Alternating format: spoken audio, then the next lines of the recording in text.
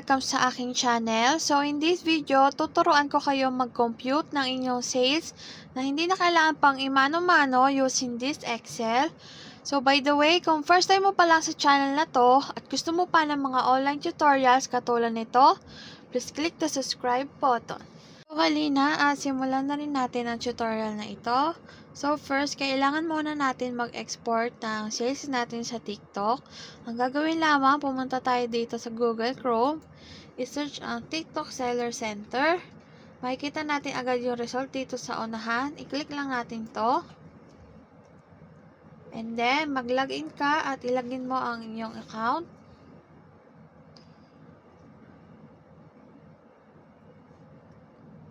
Kapag okay na, pumunta lang tayo dito sa Finance.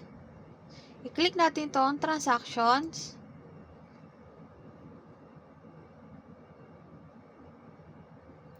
And then, pumunta lamang tayo dito sa Export. I-click natin itong Export. And then, mag-select na tayo ng date kung ano yung gusto nating i-compute or i-export. So, ako, April 1 to 23. Click OK, and then export. Hintayin lamang itong ma-download.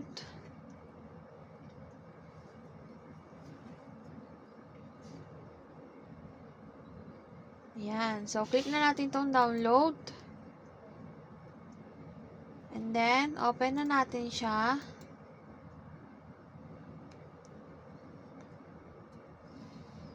Pagka-export ng inyong sales, ganito yung lalabas sa kanya. So, dito sa reports, dito natin makikita yung pinaka-summary ng ating sales. So, ito yung total revenue. Ito yung dinedeclare kay BIR. Yung kanya seller discount. Ito yon. Yung kanyang total fees. Ito yon. Yung total settlement na nakukuha natin na meron ng kaltas ng platforms. And then, dito naman, kapag meron na tayong kaltas sa withholding tax, dito natin siya makikita. Ayan. So, ang gagawin natin, i-compute natin ito, lahat to na hindi na natin kailangan imano-mano. And dapat, pag na-compute natin siya, tutugma siya sa report dito sa in-export natin. So, salika, simulan na natin. So, first, kung makikita nyo itong plus, i-click lang natin to. And then, mag-create lang tayo ng new sheets. Ayan. So, punta ulit tayo dito sa income. Order details. And then, itong order settled time at currency. I-copy lang natin siya. And then, i-paste natin siya dito sa new sheets. Dito. And then, balik tayo ulit sa income. I-copy naman natin itong subtotal before discount. Copy and paste. Sunod natin itong total revenue. Copy and paste. Then, sunod na natin itong seller discount. Paste. Then, sunod naman natin ito, total fees. Ay, mali. Dito tayo sa total fees.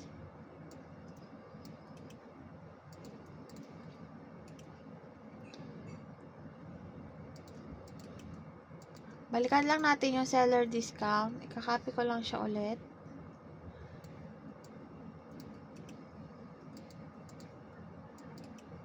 Yan. Then, susunod na natin yung settlement amount. Copy and paste.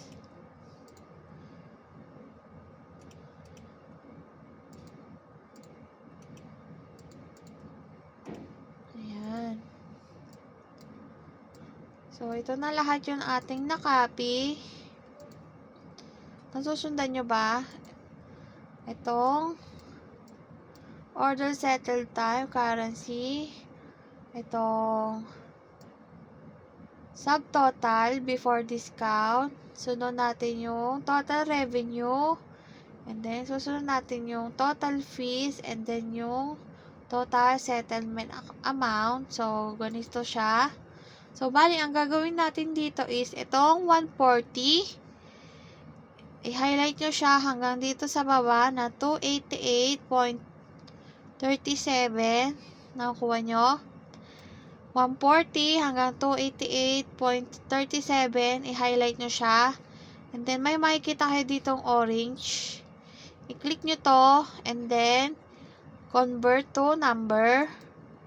And then, dito sa baba ng H, mag-click lang kayo dito ng isa. And then, click nyo tong insert. And then, punta kayo dito sa pivot table. Click nyo yan. And then, ganito yung lalabas sa kanya. So, click natin OK. Ayan. So, dapat ganito yung lalabas sa kanya. So, dito sa gilid, itong order settled time. I-click nyo to at ibaba nyo lang sa rows. Ito, ganito. Ayan. So, makikita nyo yung kanyang date ay nakaayos na. Next natin gagawin ito, subtotal before discount. Ibababa natin siya dito sa values. Total revenue. Ibababa ulit natin siya sa values. Ganun din sa seller discount hanggang sa total settlement amount. Ibababa natin siya sa values. So, ibaba lamang natin to.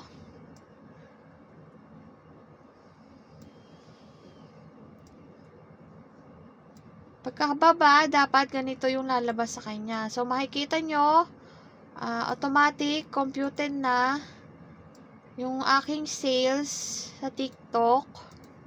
At gagayahin ko na lang ito sa aking cash receipt journal. So, balik tayo dito sa income. Dito sa reports. Titingnan natin kung tumaba yung kanilang compute. So, sa total revenue, dapat 3,610 siya. So, tama. 3,610. And then, sa subtotal, after seller discount, 4,040. So, tama. 4,040 nandito. Seller discount is 0. Sa total fees, dapat 363.41. So, dapat ganun din ang lalabas dito. Tama. 363.41. Next natin is yung total settlement amount. Dapat 3,246.59. So, check natin. 3,246.59. So, tama. Ayan ha. Kita nyo. Tama yung compute sa ginawa ko. So, bali, ang gagawin na lang natin is kakopy ko ito sa ginawa kong cash receipt journal na format. Kung gusto nyo ito, ilalagay ko yung link sa baba ng aking group page. So, pwede kayo mag-join doon at nandun yung cash receipt journal na format. So, pwede nyo i-download doon. So, ikakopy na natin tong ginawa ko dito. Total revenue, ikakopy ko to hanggang total fees, ikakopy ko siya. Copy ko lang siya dito sa gross sales hanggang platform fees yan. Sa withholding tax, wala pa akong ilalagay dyan kasi 0 naman. Sa cash, kakopy lang natin itong total settlement amount. Copy natin siya dito sa cash. So, kung makikita nyo, meron na rin ditong receipt sa gilid. So, para hindi na rin kayo mahirapan na magsulat muna sa resibo, magpapamali-mali pa. So, dito nyo na lang muna gawin para kokopyahin nyo na lang. So, sa date, ikakopy ko lang din pala itong date dito. Copy, and then, paste ko siya dito. Paste ko din siya dito sa aking receipt. Sa amount, ang ikakopy ko dito is itong subtotal before discount. Ikakopy ko lang to. And then, seller discount, wala naman akong seller discount. So, sa total sales, ang ilalagay ko dito is itong gross sales.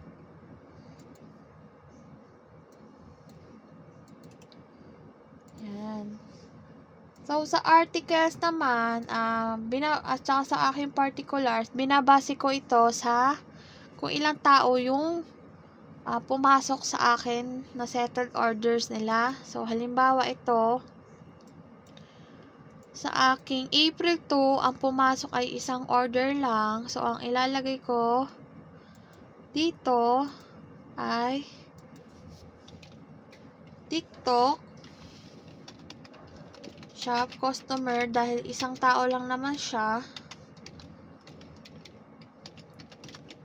And then, ilalagay ko na rin dito sa quantity ng aking receipt na 1 dahil isa nga lang siya. Oops, mali. Sa 22 natin siya nalagay. So, copy lang natin dito sa April 2. Yan. So, sa aking April 4, isa lang din siya. Kaya, shop customer ulit ang aking ilalagay hanggang 11. Shop customer. TikTok shop customer. TikTok shop customer. And then, lalagay ko sa quantity ko ay 1, 1, 1. So, sa akin 13, April 13, dalawa ang pumasok na settled order. So, ang ilalagay ko dito is TikTok various customer na.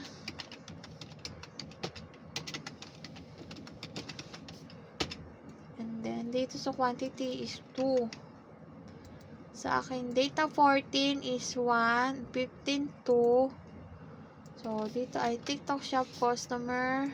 15 is TikTok various customer. Then, ilalagay natin dito is 1 and 2. Sa akin, date na 20. 4 yung pumasok. And then, 1 na sa sumunod. So, TikTok various customer na dito. Tama, 20. TikTok various customer. And then, TikTok shop customer. And then, TikTok shop customer. So, ilalagay ko lang dito ay 4. Dahil 4 sila. And then, 1, 1. So, dito sa aking cash receipt journal is okay na ito. Kakopy ko na lang siya sa aking libro. Pagdating naman dito sa receipt, dito sa articles, ang ilalagay ko na dito is shop customer.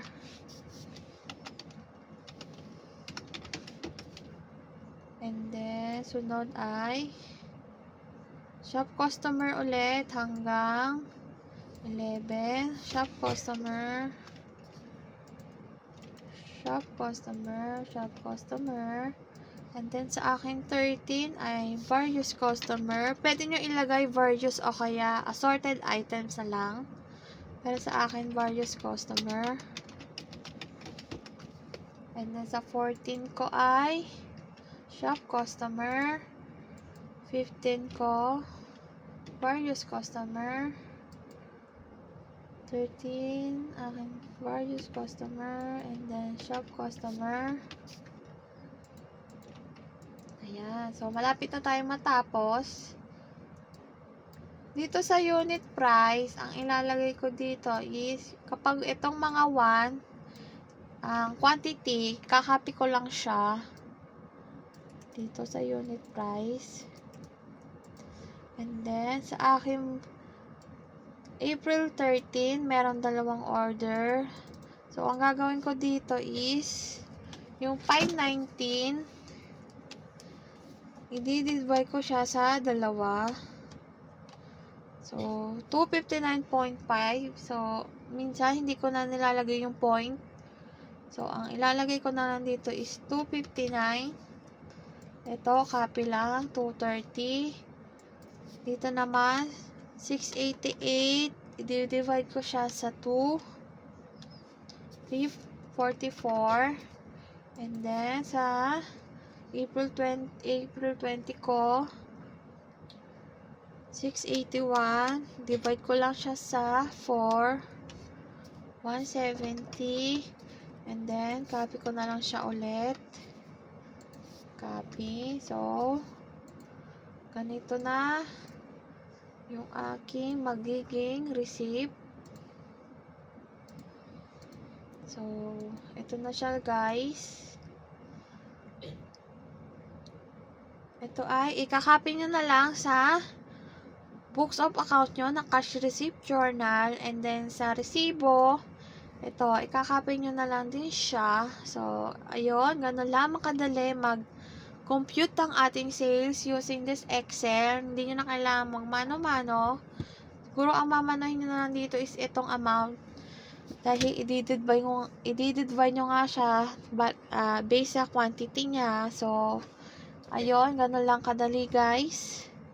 So, sana may natutunan kayo. At kung meron, mag-comment kayo sa baba kung nagets nyo ba to. So, ayun. Hope na nakatulong ako sa inyo. And see you sa aking next video. Bye-bye!